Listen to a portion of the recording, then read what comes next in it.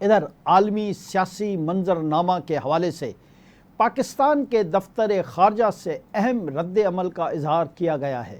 دفتر خارجہ نے اسرائیلی پارلیمنٹ کی مقبوضہ مغربی کنارے پر خود مختاری کی کوشش پر پاکستان نے شدید مذمت کی ہے۔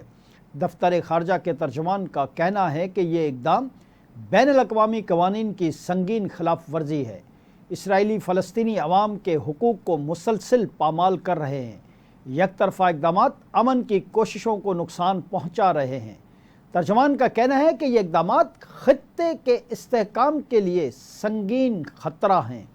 ایسے اقدامات فلسطین کی حیثیت کو تبدیل نہیں کر سکتے۔ 1967 کی سرحدوں کے مطابق ریاست اور القدس الشریف دارالحکومت ہونا چاہیے۔ اس معاملے پر ان کا کہنا ہے کہ پاکستان عالمی برادری سے اسرائیل کو جواب دہ بنانے کا مطالبہ بھی کرتا ہے۔ پاکستان فلسطینی عوام کے حق خود ارادیت کی مکمل حمایت کرتا ہے۔